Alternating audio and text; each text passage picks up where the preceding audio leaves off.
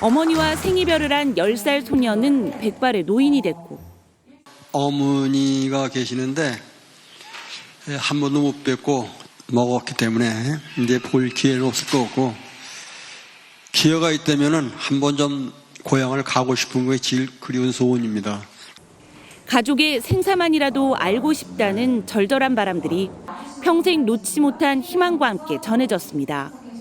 이산가족 신청한 지가 40년이 넘었어요. 그런데 행여나 이 대통령이 될 때 되려나, 야, 이거 한번 좀 생사라도 좀 알았으면 좋겠는데. 이 대통령은 군사 정치적으로 대립과 갈등이 있어도 편지라도 주고받을 수 있게 하는 게 남북의 모든 정치의 책임이라며 헤어진 가족들을 만나는 날을 최대한 앞당기도록 노력하겠다고 말했습니다. 북측에도 사실 이런 안타까운 점들에 대해서 인도적 차원에서 고려해 줄 수 있으면 좋겠다는 이야기를 꼭 전하고 싶습니다. 지난 유엔 총회에서 3단계 로드맵을 제시한 뒤 북한과 교류의 불씨를 되살려보겠다는 의지를 다시 한번 드러낸 셈입니다. 경색된 남북관계를 고려해 비정치적인 분야부터 다시 신뢰를 쌓아가자는 이 대통령의 제안이 향후 대화의 물꼬로 이어질지 주목되고 있습니다. MBC 뉴스 홍신영입니다. 공무원의 정치 중립 의무를 어긴 혐의로 경찰에 출석 요구를 받았지만 6차례에 걸쳐 출석 요구에 응하지 않다가 체포된 이진숙 전 방송통신위원장이 법원에 체포 적부심을 청구했습니다. 이 전 위원장 측은 경찰이 체포 감금죄를 저지른 것에 해당할 수 있다며 경찰관 고발도 검토하겠다고 밝혔습니다. 이승지 기자입니다. 어제 오후 경찰에 전격 체포된 이진숙 전 방송통신위원장. 유치장에서 밤을 보낸 뒤 오전 10시부터 오후 6시까지 조사를 받았습니다. 지난해 9월부터 유튜브 출연과 SNS 글 등을 통해 공무원의 정치적 중립 의무를 위반했다는 게 경찰 판단입니다. 보수의 여전사 참 감사한 말씀이고요. 가짜 좌파들하고는 우리가 싸우는 전사들이 필요하다. 이 전 위원장은 문제의 발언들을 한 사실 자체를 부인하진 않았습니다.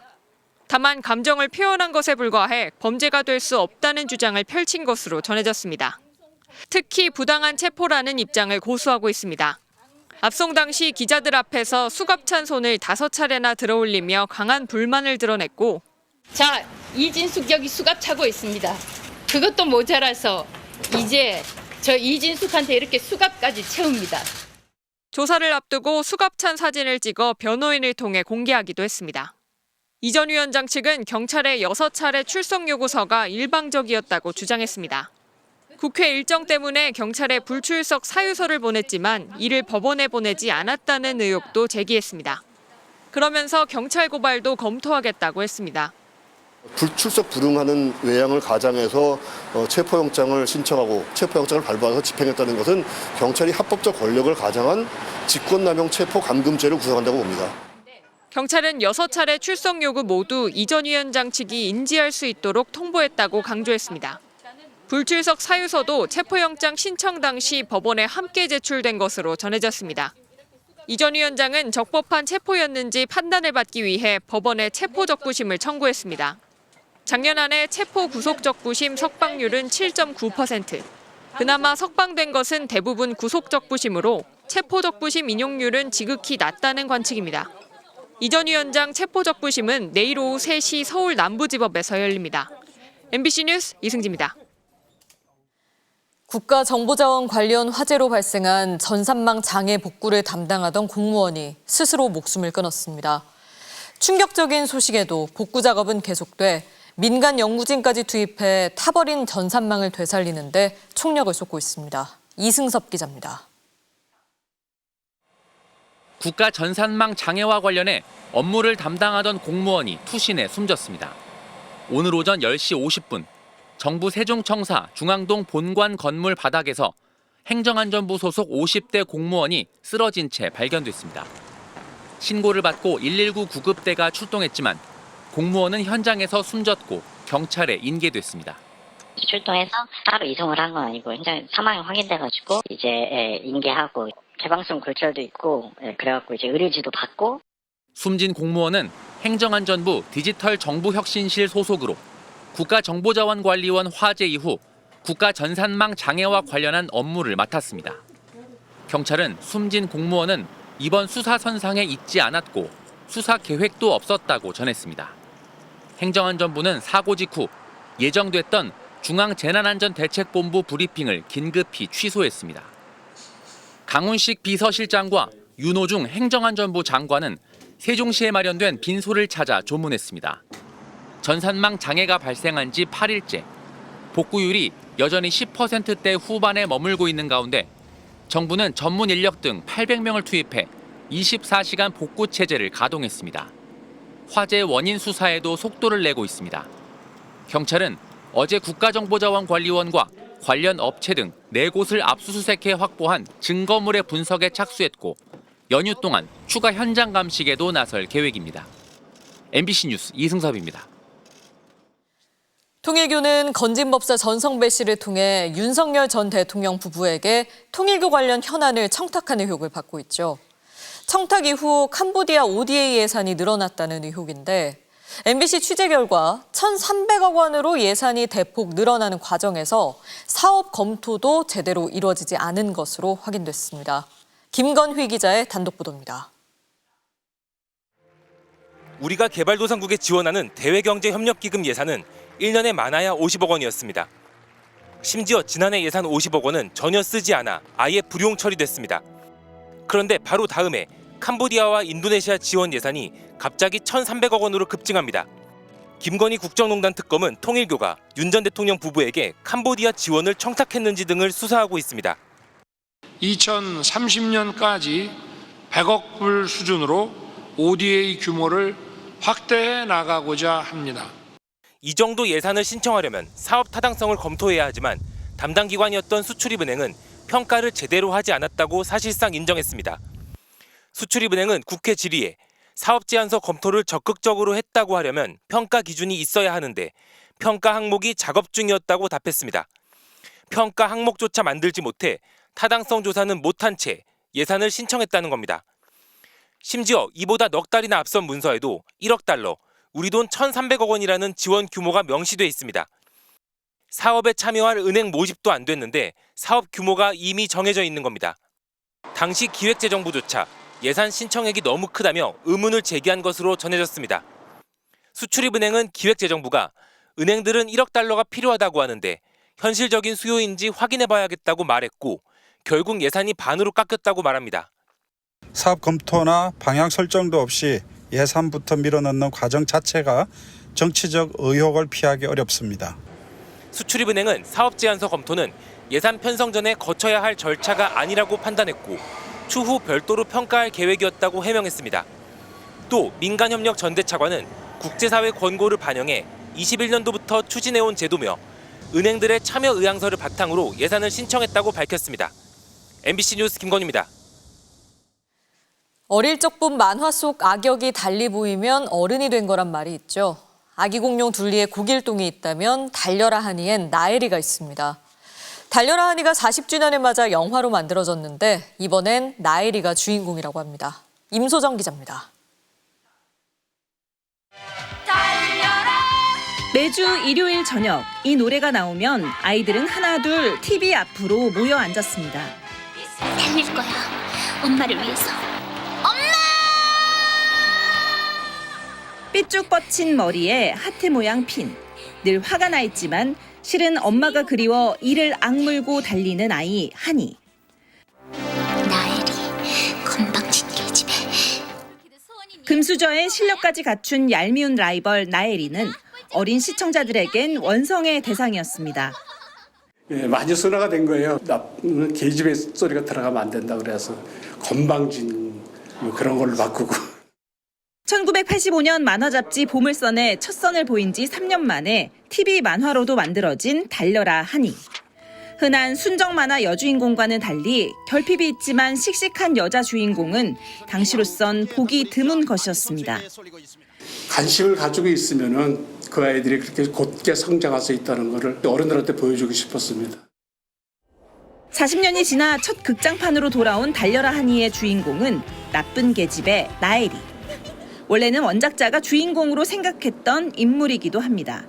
근데 한이로 바뀐 바람에 나일이는 조이도를 밀려난 거예요. 그것도 아주 나쁜 계집애로 미안하고 죄를 많이 진 것처럼 생각이 들었거든요. 단순한 악역이 아니라 알고 보면 끊임없이 노력하는 성실파였던 나엘이. 굉장히 노력을 하고 천재적인 탤런트를 갖고 있음에도 불구하고 한이를 한 번도 이겨보지 못한 캐릭터예요. 질투가 날 만큼 출중한 재능을 가진 만년 1등 한이와 비로소 손을 잡게 되는데요. 그땐 미안했어. 부러워서 그랬나 봐. 모두가 1등만을 바라보고 달려나가는 지금. 이제는 부록의 어른이 된 그 시절의 어린이들에게, 그리고 처음 달려라 한이를 만날 지금의 어린이들에게 함께 달리는 나엘이와 한이는 어떤 이야기를 전해줄까요? MBC 뉴스 임소정입니다.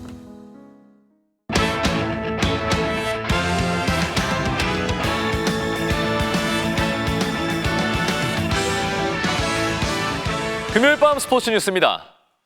프로농구 개막전에서 슈퍼팀 KCC가 삼성을 꺾고 기분 좋게 새 시즌을 시작했습니다. 부상으로 빠진 허훈 대신 형 허웅이 경기를 지배했는데요. 손장훈 기자가 전해드립니다. KT에서 이적한 허훈이 부상으로 이탈하고 시범 경기에서도 기대를 밑돌았던 KCC. 정규 시즌에 돌입하자 180도 달라졌습니다. 허훈 대신 포인트 가드를 맡은 최준용이 정확한 패스로 삼성 골밑을 공략했고 직접 속공까지 지휘하면서 공격을 이끌었습니다. 3쿼터 한때 삼성 한호빈과 니콜슨에게 연거푸 석점슛을 맞고 리드를 내줬지만 3쿼터 막판 동점 석점슛을 시작으로 불붙은 허웅이 막판 해결사로 나섰습니다. 적극적인 골밑 돌파로 4쿼터에만 혼자 8점을 몰아쳐 89대 82, 7점 차 승리에 앞장섰습니다. 최준영과 허웅의 활약에 힘입어 이상민 감독은 KCC 사령탑 데뷔전을 승리로 장식했고 선수들의 물세례를 받으며 기쁨을 감추지 못했습니다. 미디어대에서 KCC가 우승부라고 얘기를 했는데 우리가 왜 강한지 한번 보여주자 했는데 2점 싸움만 해도 흐름이 있잖아요. 그 흐름을 또 4쿼터 초반에 찾아온 게 오늘 또 승리를 이어지지 않았나 생각합니다. 지난 시즌 챔피언 결정전에서 LG에 우승을 해줬던 SK는 개막전에서 서력에 성공했습니다. MBC 뉴스 손장훈입니다. 세계 최강을 자부하는 우리 양궁 대표팀이 활 쏘는 로봇과 맞대결을 펼쳤습니다. 로봇과 인간의 대결, 누가 이겼을까요? 굵은 빗줄기 속에서 국가대표 선수들과 슈팅 로봇의 대결이 벌어졌습니다. 6명의 리커브 선수가 한 발씩 쏘고 로봇은 혼자 6발을 쏘는 방식인데요. 자, 먼저 3발을 쏜 로봇. 8.9점에 이어 7점까지 오류라도 난 건가요? 다음 3발은 연달아 10점에 꽂아 선수들을 놀라게 했지만 1세트는 결국 대표팀의 승리입니다. 강아지 로봇이 배달한 화살로 승부를 이어가는데요. 기계화를 쓰는 컴파운드 대표팀의 2세트. 슈팅 로봇이 9점을 2번 쏜 반면 선수들은 자비 없이 모두 10점에 꽂았습니다. 슈팅 로봇이 오늘 비가 많이 와가지고 조준 포인트 잡는데 시간이 많이 걸렸는데 저희는 이제 잘 극복하는 모습 잘 보여드렸던 것 같습니다. 이 날씨 변수에 대응하는 노련함은 아직 인간이 한 수 위인 것 같습니다. K리그 제주의 남태희가 종료 직전에 터뜨린 극적인 동점골입니다. 수비를 속이는 동작이 그야말로 일품이었네요. 금요일 밤 스포츠 뉴스였습니다.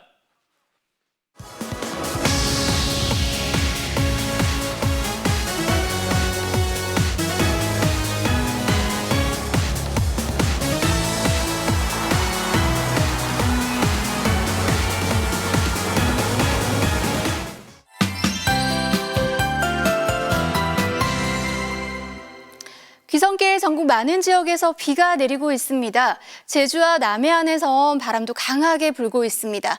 연휴 내내 비 소식이 잦은데요. 일단 내일까지 제주와 남해안에 5에서 40, 영동과 충청, 남부에도 5에서 20mm가량 비가 내리겠습니다. 수도권에서도 약하게 비가 내리거나 빗방울이 떨어질 수 있겠습니다. 안전운전 하셔야겠습니다. 내일은 비가 소강 상태를 보이는 곳이 많겠습니다. 낮 동안은 다소 덥겠고요. 해상에서는 높은 물결이 일겠습니다. 모레도 전국에 가끔 비가 내리겠는데요. 양은 5mm 안팎으로 많지 않겠습니다. 추석 당일에는 영동 지방에서 비가 내리겠습니다. 늦은 밤에는 수도권과 중북부 지방 곳곳에서 비가 오겠는데요. 아쉽게도 수도권과 강원도에서는 보름달을 보기 어렵겠고요. 충청과 남부 지방은 구름 사이로 보름달을 볼 수 있겠습니다. 화요일에도 중부와 경북 지방에서는 비가 내리겠습니다. 해상에서는 거센 풍랑이 일 수 있겠습니다. 연휴 막바지인 수요일에는 차츰 맑은 하늘을 되찾겠습니다. 지금까지 연휴 날씨 전해드렸습니다. 금요일 뉴스데스크 오늘 순서 여기까지입니다. 시청해주신 여러분 고맙습니다.